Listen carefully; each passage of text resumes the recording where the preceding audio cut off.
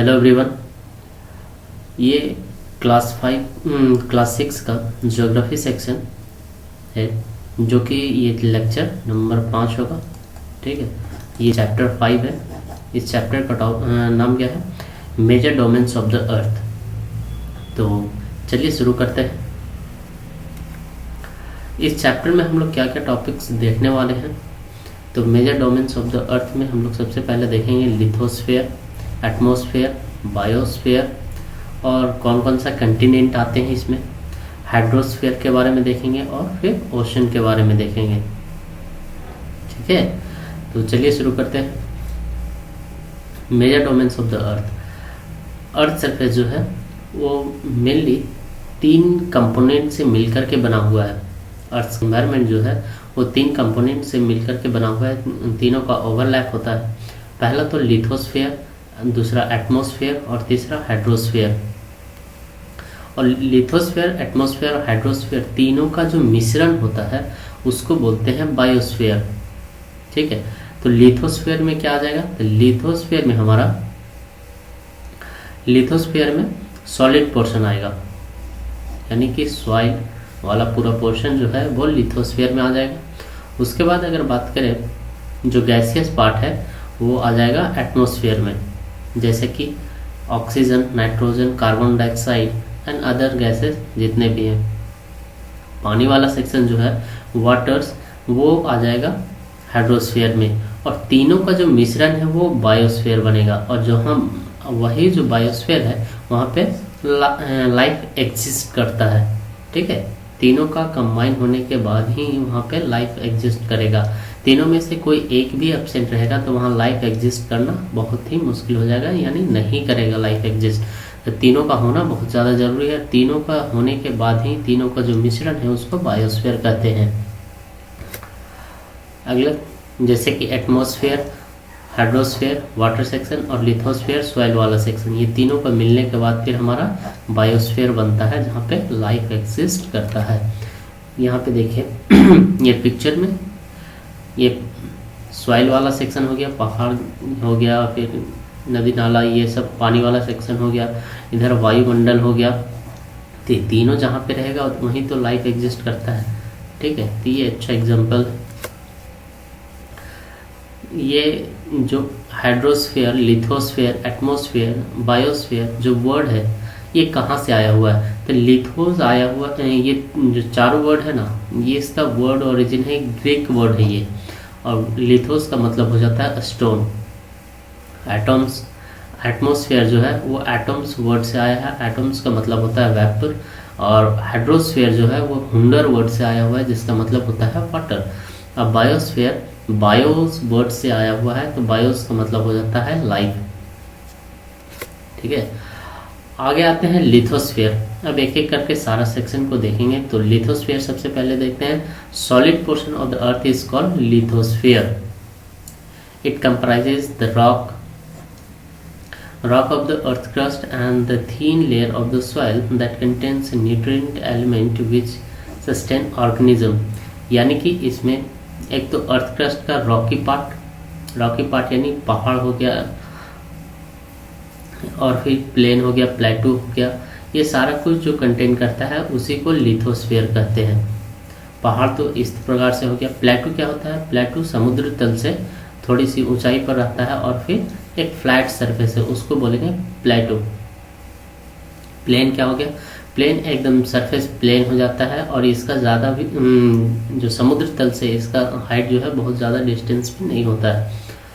There are 2 main divisions of the earth surface. पहला continent और दूसरा ओशन बेसिन। एक लैंड मास वाला सेक्शन जिसको कंटिनेंट में डिवाइड किया, कंटिनेंट नाम दिया गया, और दूसरा वाटर बॉडीज को ओशन बोला गया। यही 2 मेन कंपोनेंट है अर्थ सरफेस का। Ocean of the world are connected with one another. और जो एक ओशन है, सारे ओशियन एक दूसरे से कनेक्टेड है। कुछ नॉलेज वाली पार्ट इसमें जो बताई गई है, जैसे कि वर्ल्ड का हाईएस्ट माउंटेन पीक की अगर बात करें तो वो हमारे इंडिया में लाई करता है, जो कि नेपाल में लाई करता है। है ना, वो जिसका हाइट कितना है 8,848 मीटर, ये माउंट एवरेस्ट है। और greatest depth of the world की अगर बात करें तो यानी कि हाइट की बात करें तो 8,848 मीटर तो है, और उसी तरह से अगर डेप्थ की बात करें तो डेप्थ कितना है 11,022 मीटर। यानी कि ये पूरा माउंट एवरेस्ट को भी इसके अंदर अगर भर डाल दिया जाए इसमें, तो ये पूरा भर जाएगा, तब भी ये गड्ढा खाली रहेगा, मतलब पूरा इसमें समा जाएगा। इतना बड़ा ट्रेंच है, इतना बड़ा खाई है। ये कहाँ पे है, पैसिफिक ओशन में है, जिसका नाम क्या है, मरियाना ट्रेंच। ठीक है, उसके बाद फिर कुछ इम्पोर्टेंट जो कि माउंट एवरेस्ट पे सबसे पहले चढ़ने वाली जो महिला रही वो कौन सी है, जुमको तुबई, जापान से थी। ठीक है, और इंडियन सबसे पहली महिला जो है वो बचेंद्री पाल है। और अगर सबसे पहले मेन की अगर बात करें वर्ल्ड में सबसे पहले, तो वो कौन सा है, एडमंड हिलरी, न्यूजीलैंड के थे, और तेंजिंग नॉर्वे, ये दो मैन जो कि सबसे पहले माउंट एवरेस्ट पे चढ़े थे। कब, 1953 में। और जुमको तुबई जो जापान से थी वो कब चढ़ी थी, 1975 में। और बचेंद्री पाल 1984 में। ठीक है, अब कंटिनेंट पार्ट अभी हम लोग देखें। कंटिनेंट और ओशन पार्ट देख रहे थे, तो सबसे पहले अभी देखते हैं कंटिनेंट। कंटिनेंट कितने हो जाते हैं, तो 7 मेजर कंटिनेंट है, 7 मेजर कंटिनेंट है। इसमें से कौन सा है, सबसे पहले Asia, Europe, Africa, north America, south America, Australia और अंटार्कटिका। इसमें सबसे बड़ा जो लार्जेस्ट है वो कौन सा है, एशिया है। उसके बाद सेकेंड लार्जेस्ट अफ्रीका होता है। ये रहा हमारा 7 कंटिनेंट। तो सबसे पहले एशिया, ये रहा। उसके बाद Europe, Africa, north America, south America और ऑस्ट्रेलिया एंड अंटार्कटिका। ठीक है, इसमें अगर बात करें नॉर्थ अमेरिका, यूरोप और एशिया, यूरोप और एशिया जो दोनों लैंड मास से अलग नहीं है। ठीक है, ये दोनों लैंड मास एक ही लैंड मास है, लेकिन यहाँ पे जो एशिया और यूरोप को अलग करता है उसको क्या बोलते हैं, यहाँ पे यूराल माउंटेन है। ठीक है, यहाँ पे एक इस तरह से यूराल माउंटेन है जो कि सेपरेट करता है यूरोप और एशिया को। ये एक इम्पॉर्टेंट क्वेश्चन भी बनता है कि which mountain separate Europe and Asia, तो वो कौन सा है, यूराल माउंटेन। सही है। उसके बाद फिर आ जाता है अफ्रीका। तो ठीक है, साउथ अमेरिका और नॉर्थ अमेरिका। नॉर्थ अमेरिका और साउथ अमेरिका को जो सेपरेट करता है वो सेपरेट नहीं, कनेक्ट करता है, क्योंकि इधर भी वाटर बॉडीज है, अंटार्कटिक ओशन और इधर पैसिफिक ओशन है। तो दोनों को जो सेपरेट नहीं करता है, यहाँ एक छोटा सा लैंड मास है वो दोनों को कनेक्ट करता है, जिसको एस्थेमस बोला जाता है। ठीक है, और एशिया और यूरोप दोनों को पूरा मिक्स करके अगर बोले तो इसको क्या बोला जाता है, यूरेशिया। ठीक है, वाटर बॉडीज में अगर बात करें तो वाटर बॉडीज कौन कौन सा हो गया, वाटर बॉडीज 5 होते हैं, 5 मेजर ओशन है। कौन सा, Pacific ocean, Atlantic ocean, Arctic ocean, Indian ocean, उसके बाद सदर्न ओशन।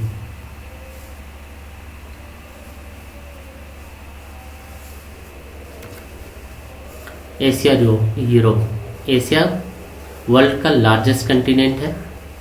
इसका लैंडमास की अगर बात करें तो जितने भी वर्ल्ड में लैंडमास है वो 1/3 सिर्फ एशिया कवर करता है।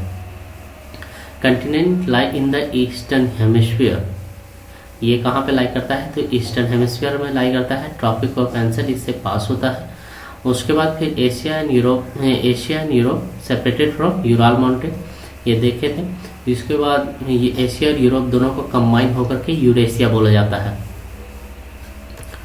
यहाँ से जो है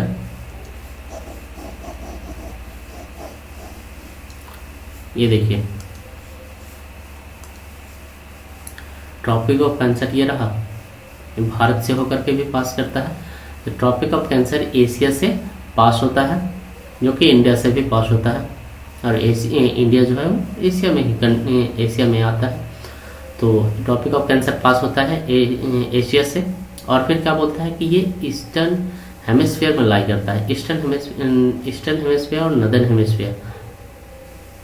तो इसका मतलब क्या हुआ, ये इक्वेटर हो गया,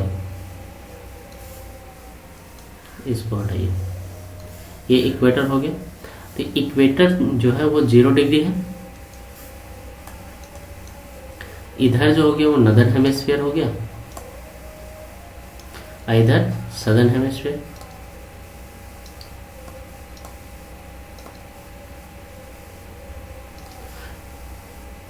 तो इन जो एशिया है वो कहाँ लाई किया, नदर्न हेमिस्फीयर में, है ना। उसी तरह से अगर इसको, ये नदर्न हेमिस्फीयर हो गया,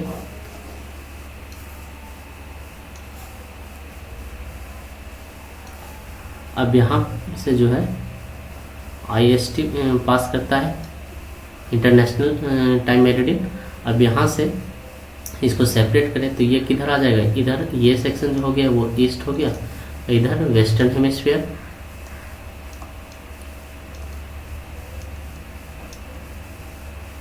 इधर ईस्टर्न हेमिस्फीयर।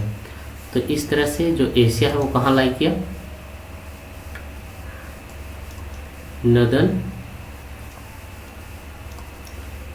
ईस्टर्न हेमिस्फीयर में, ठीक है। तो ये इंपॉर्टेंट क्वेश्चन इससे बनता है, तो ध्यान रखिएगा। उसके बाद देख चुके, ये रहा पूरा एशिया, यहाँ पे जो है वो यूराल माउंटेन रहता है, ठीक है। तो इधर एशिया, इधर हो गया यूरोप और इधर हो गया एशिया। रसिया जो है वो एशिया और यूरोप दोनों में लाई करता है, ठीक है। और कौन सा कंट्री लाई करता है, तो इसका एक अच्छा एग्जांपल और कौन सा है, टर्की। अफ्रीका पे, अफ्रीका जो है वो वर्ल्ड का लार्जेस्ट कंटिनेंट है आफ्टर एशिया।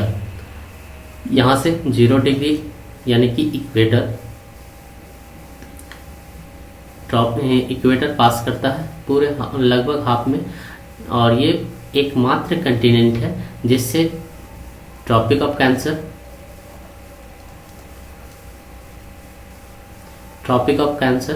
ठीक है, ट्रॉपिक ऑफ कैप्रिकॉर्न और इक्वेटर तीनों पास करता है। Tropic of Cancer, Tropic of Capricorn और इक्वेटर तीनों लाइन जो है वो पास करता है अफ्रीका से।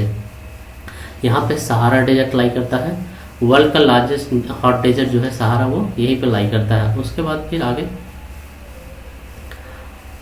चारों साइड से इसमें जो है ओशन से घिरा हुआ है। वर्ल्ड की लॉन्गेस्ट रिवर कौन सी है, नाइल रिवर, वो यहीं पे बहती है अफ्रीका में। ये रहा अफ्रीका, यहाँ से इक्वेटर, ट्रॉपिक ऑफ कैंसर और ट्रॉपिक ऑफ कैप्रिकॉर्न पास करता है, यहीं पे नाइल रिवर ऐसे बहती है ना।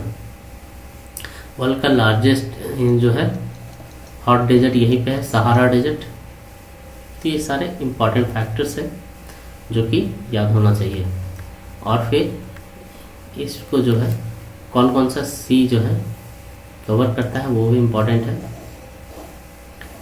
चारों बगल वाटर बॉडीज हैं, तो वो इधर यहाँ पे अटलांटिक ओशन, इंडियन ओशन, इधर मेडिटेरियन सी। ये जो तीनों सी है वो ओशन और सी से वाटर बॉडी से कवर है। अफ्रीका,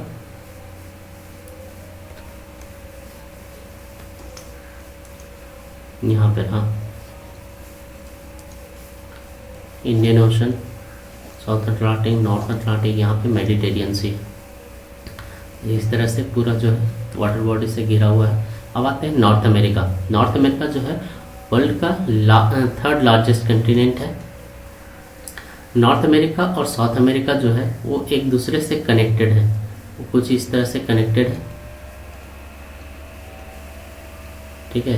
तो यहाँ जो लैंड बॉडी कनेक्ट करता है उसको क्या बोलते हैं, इस्थमस ऑफ पनामा, ये रहा।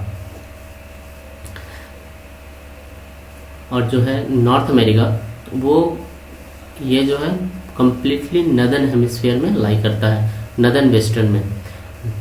3 ocean surround this continent, 3 ocean से कवर है। इसको भी देखते हैं। यहाँ ये रहा इस्थमस, ठीक है, इस्थमस तो पनामा से कनेक्ट है। इस्थमस हो गया मतलब कि 2 बड़े वाटर बॉडीज को जो सेपरेट करता है, वो कौन सेपरेट करता है, एक छोटा सा लैंड मास जो है ये दोनों को सेपरेट करता है ना, तो उसको बोलेंगे इस्थमस। और 2 बड़े जो है लैंड मास को ये जो सेपरेट करता है कौन, वाटर बॉडी, उसको बोलते हैं स्ट्रेट। जैसे कि इंडिया और श्रीलंका के बीच में एक बड़ा सा वाटर बॉडी है, बहुत पतला स्ट्रेट है, जिसको बोलते हैं पाक स्ट्रेट, ठीक है। तो ये इम्पॉर्टेंट हो जाता है कॉन्सेप्ट। अब लाई कहाँ करता है उसके बारे में थोड़ा सा देखते हैं। यहाँ देखिए नदर्न हेमिस्फीयर, ये रहा इक्वेटर, और यहाँ रहा IST, Indian international time meridian, Indian international standard time, ठीक है। तो ये नॉर्दर्न हेमिस्फीयर में हो गया, और यह फिर इधर हो गया ईस्ट और इधर हो गया वेस्ट। तो इसमें से ये रहा वेस्टर्न साइड में, western hemisphere, north western side में। साउथ अमेरिका के बारे में अगर देखें तो साउथ अमेरिका कहाँ लाई करता है, इसका ज़्यादातर हिस्सा जो है वो सदर्न हेमिस्फीयर में लाई करता है, सदर्न वेस्टर्न हेमिस्फीयर में, ठीक है।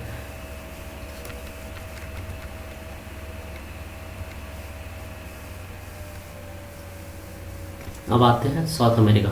साउथ अमेरिका में बात करें तो mostly lies in the southern hemisphere, अभी देख चुके तुरंत। उसके बाद फिर 2 ocean surround it on the east and the west. इधर पैसिफिक ओशन, इधर अटलांटिक ओशन, दोनों तरफ से 2 ओशन कवर करती है इसको। एंडीज माउंटेन जो है वर्ल्ड का लार्जेस्ट माउंटेन रेंज यहाँ पे लाई करता है, ठीक है। तो वर्ल्ड का लार्जेस्ट माउंटेन रेंज, नो कि माउंटेन कहाँ पे लाई करता है, तो माउंटेन एशिया में लाई करता है, माउंट एवरेस्ट, जो कि भारत के बगल, जो भारत का नेबर कंट्री नेपाल है उसमें लाई करता है। जबकि माउंटेन रेंज की बात करें तो वो कहाँ पे है, तो वो है साउथ अमेरिका में। और यहाँ पे वर्ल्ड की लार्जेस्ट जो है जंगल भी यहाँ पे, वर्ल्ड लार्जेस्ट रिवर अमेजन। अभी उससे पहले हम लोग क्या देखे थे कि वर्ल्ड का लॉन्गेस्ट रिवर, और वर्ल्ड का लॉन्गेस्ट रिवर कहाँ पे लाई करता है, अफ्रीका में, और वर्ल्ड का लार्जेस्ट रिवर जो है वो अमेजन में। अब ये दोनों में अंतर क्या है थोड़ा सा देख लेते हैं, ये दोनों को समझना जरूरी है।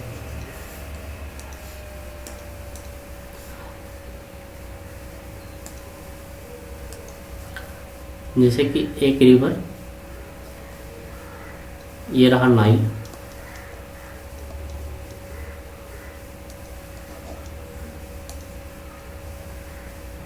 है ना, ये नाइल रिवर है, ये लॉन्गेस्ट है, ठीक है। ये सबसे लंबी नदी है, मान के चलिए यहाँ से यहाँ डिस्टेंस 100 मीटर है। जबकि लार्जेस्ट कहने का मतलब क्या हुआ, जो ये कहाँ पे लाई करता है, तो अफ्रीका में। लॉन्ग और फिर लार्जेस्ट ये हो गया लार्जेस्ट।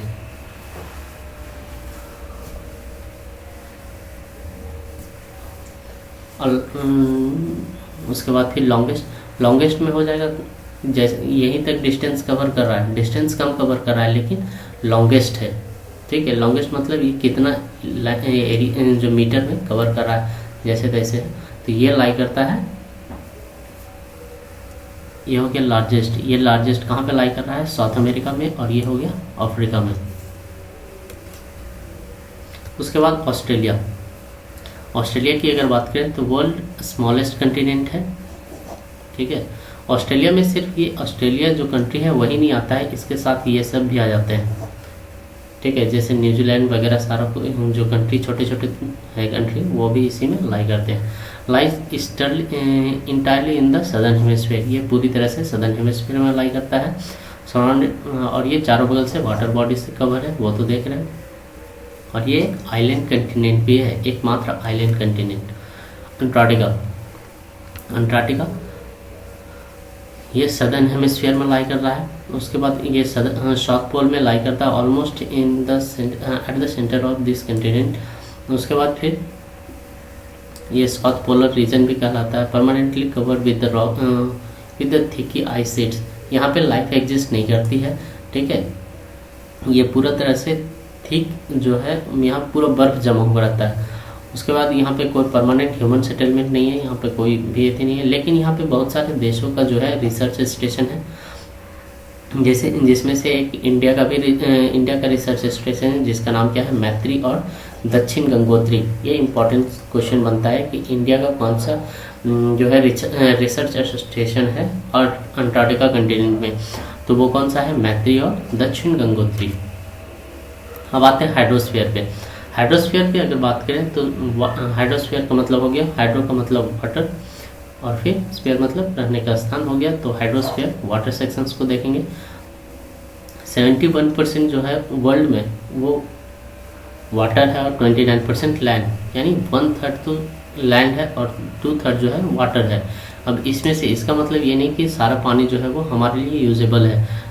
उसमें से 71% में 97.5% जो है वो ओशन वाटर है, यानी कि खारा पानी, और फिर 2.5% जो है वो फ्रेश वाटर है। उसमें से भी 2.5% पे भी बहुत इसका लार्ज चंक वाटर जो है, large amount of the water वो आइस शीट में है। तो ये भी मतलब बहुत 0.something% में जो बचता है वो हम लोगों के लिए फ्रेश वाटर जो पीने के लिए है।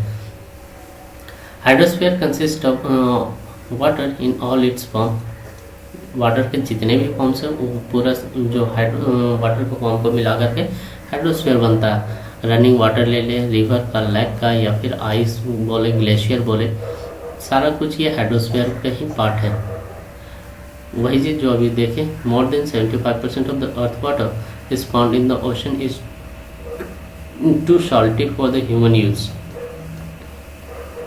सारा वही चीज़ लिखा है। ओशन में यहाँ पे 5 जो है 5 ओशन है मेन। वो कौन सा है, Pacific ocean, Atlantic ocean, Indian ocean, southern ocean और तीसरा 5वां आर्कटिक ओशन। सबसे लार्जेस्ट की बात करें तो वो हो गया Pacific ocean. Pacific ocean largest ocean हो जाता है। ये 1/3 ऑफ द अर्थ कवर कर लेता है, अकेला 1/3, ठीक है। यहाँ पे सबसे बड़ा जो मरियाना ट्रेंच है वो लाई करती है, ठीक है। ये माउंट एवरेस्ट से भी ज़्यादा डेप्थ है इसका, यानी कि माउंट एवरेस्ट में इसको डाल दिया जाए तो वो भी ढक जाएगा, इतना ज़्यादा जो है वो ट्रेंच है, इतना कुछ इस तरह से है, ठीक है। तो ये कहाँ पे लाई करता है, पैसिफिक ओशन में। Pacific Ocean is almost circular in shape, ये लगभग सर्कुलर है। Asia, Antarctica, Asia, Australia, North and South America surround seas. इसको देखते हैं, आगे देखेंगे सारा पिक्चर में। उसके बाद आता है अटलांटिक ओशन। अटलांटिक ओशन की बात करते हैं, ये सेकेंड लार्जेस्ट ओशन है, ये एस शेप का बनाता है।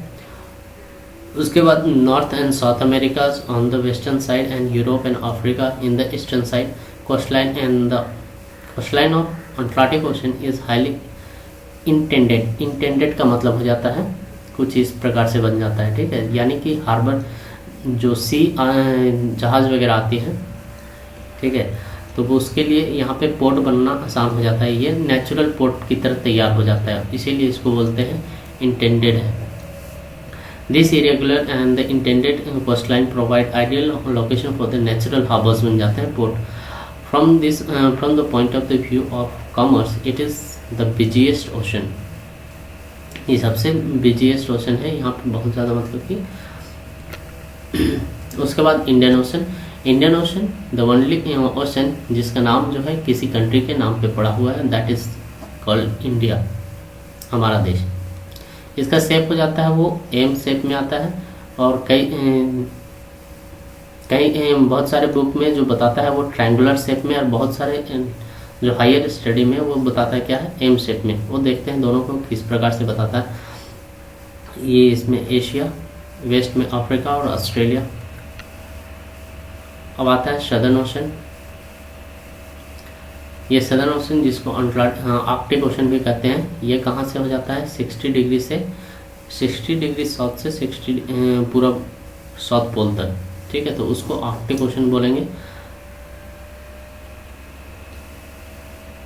Arctic Ocean is located within the Arctic Circle and surround the North Pole. अच्छा, ये नॉर्थ पोल में हो गया, उसको आर्कटिक ओशन बोलेंगे। और ये सदर्न ओशन जो हो गया वो कहाँ हो गया, 60 डिग्री साउथ में, उसको सदर्न ओशन बोलेंगे।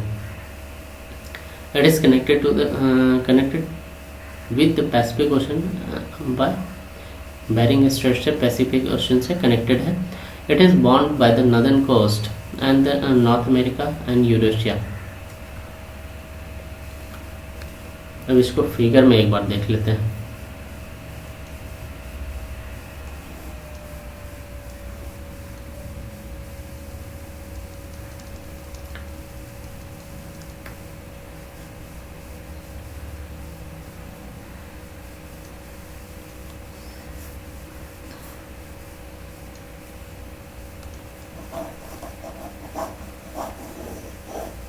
जितना पढ़ा उसको पढ़े अभी तक उसको एक बार रिवाइज करते हैं। तो ये रहा पैसिफिक ओशन, ठीक है। ये चूँकि गोल है तो ये जो अर्थ जो है गोल हो जाता है ना पूरा राउंड शेप, तो ये इधर का पोर्शन यहाँ पे आके कनेक्ट होगा तो ये पूरा हो जाएगा। तो यहाँ से इस तरह से कुछ बनता है पैसिफिक ओशन, ये सर्कुलर शेप में। ये हो गया Atlantic ocean. Atlantic ocean S shape में बनेगा। और इंडियन ओशन को इस प्रकार से कवर करें तो एम से बनता है। और अगर इसको यहाँ पे जो है बे ऑफ बंगाल और ये अरब सागर, ठीक है, इसको अगर कवर नहीं करें तो ये जो बनता है शेप, ये कुछ ट्रायंगुलर शेप का बनता है। इसीलिए बहुत सारे बुक में एम शेप भी देता है और कई सारे बुक में ट्रायंगुलर शेप भी बताया जाता है। तो दोनों लिख सकते हैं, कोई दिक्कत नहीं है। ये रहा।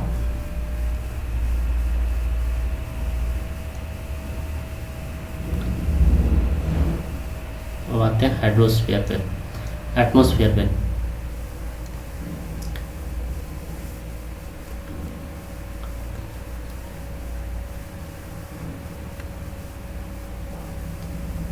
एटमॉस्फेयर में कंपोजिशन की अगर बात करें, एक पेज खत्म हो गया। अच्छा, यहाँ पे the earth is surrounded by the layer of gas is called atmosphere. Atmosphere मतलब कि एयर का लेयर जो कि ब्लैंकेट की तरह काम करता है अर्थ सरफेस पे, ठीक है। ये अर्थ रहा तो इसको पूरे चारों बगल जो कवर करता है वो है एयर। तो इस तरह से एक ब्लैंकेट की तरह काम करता है, चारों बगल से घेर के रखता है। It provide us with the air we breathe, protect us from the harmful effect of the sun rays. अगर ये नहीं रहे, अगर ये एयर जो है कवर किए हुए ये ना रहे तो हम लोग को बहुत सारा हार्मफुल रेज जो सन से आती है वो हम लोगों को इफेक्ट कर सकती है, वो बहुत सारी बीमारियां क्रिएट कर देगी। तो इन सारी चीज़ों से हमको प्रोटेक्ट करती है ये कौन सा, एटमॉस्फेयर। एटमॉस्फेयर के 5 मेन लेयर होते हैं, जिसमें कि कौन कौन सा आ जाता है, ट्रोपोस्फेयर, स्ट्रेटोस्फेयर, मेसोस्फेयर, थर्मोस्फेयर और फिर एक्सोस्फेयर।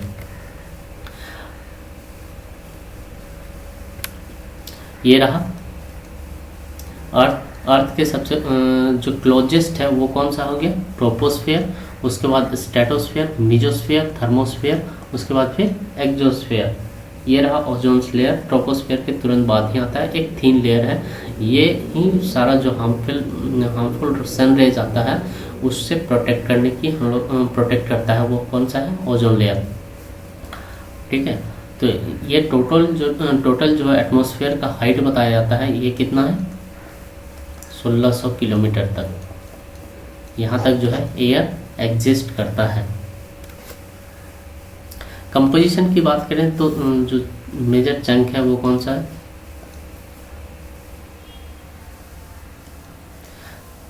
नाइट्रोजन, ये कितना हो गया 78%, और फिर ऑक्सीजन 21%, है ना। अब बाकी सारे 1% में सारे अदर गैसेस आ जाते हैं।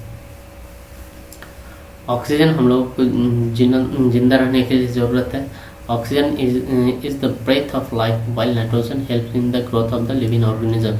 और नाइट्रोजन लिविंग ऑर्गेनिज्म को की ग्रोथ के लिए बहुत ज़्यादा इंपॉर्टेंट है। The density of the atmosphere varies with the height. जो एटमोसफेयर है, ऐसा नहीं है कि जो एटमोसफेयर अभी यहाँ जो सबसे थिन मतलब कि यहाँ पे जो एटमॉस्फेयर का जो लेयर होगा वो ज़्यादा मोटा होगा, जबकि जैसे जैसे ऊपर जाते जाएंगे तो जो एयर का लेयर है वो पतला होता जाएगा, डेंसिटी घटता चला जाएगा। ठीक है, आगे आते हैं बायोस्फीयर में। बायोस्फीयर की अगर बात करें तो बायोस्फीयर क्या हो गया, जहाँ पे लाइफ एग्जिस्ट करता है, यानी कि इसमें तीनों चीज़ आ जाना चाहिए, जैसे लिथोस्फीयर, हाइड्रोस्फीयर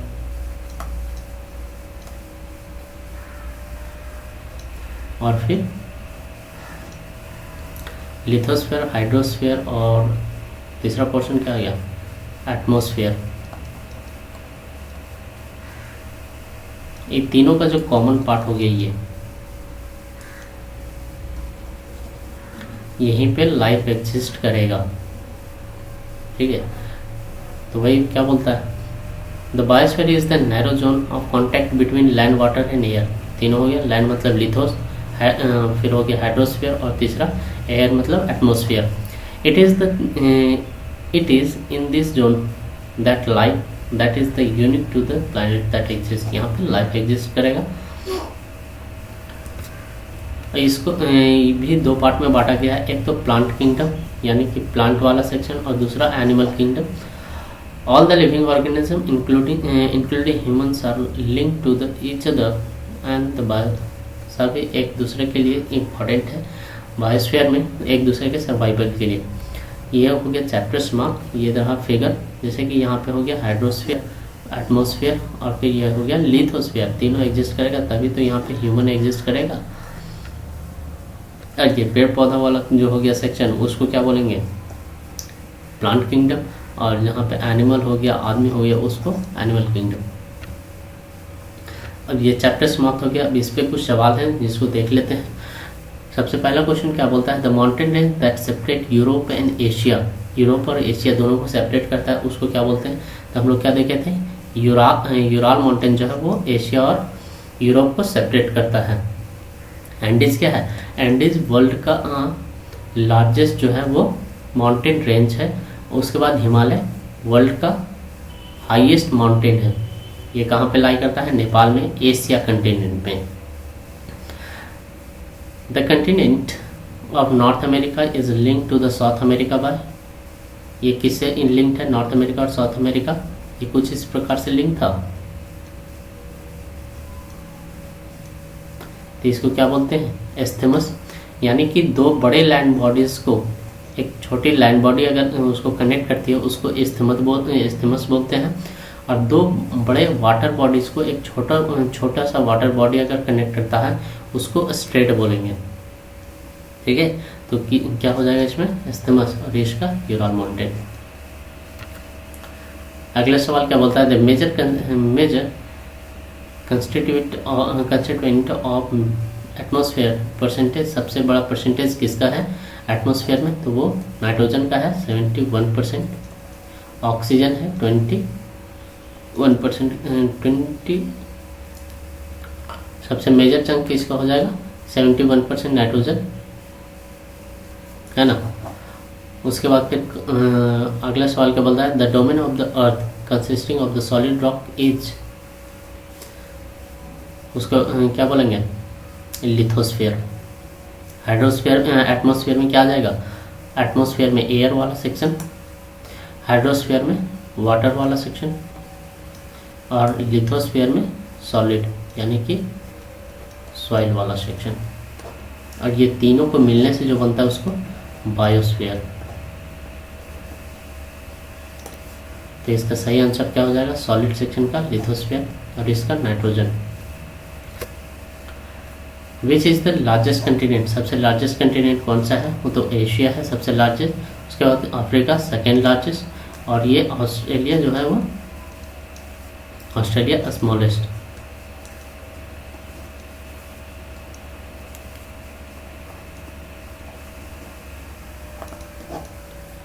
तो चैप्टर समाप्त हो गया। Thank you for watching till this. उसके बाद फिर अगर अभी तक सब्सक्राइब नहीं किए हैं चैनल को तो सब्सक्राइब करें, लाइक करें चैनल को, और भी वीडियोस हैं उसको भी देखें। तो थैंक यू।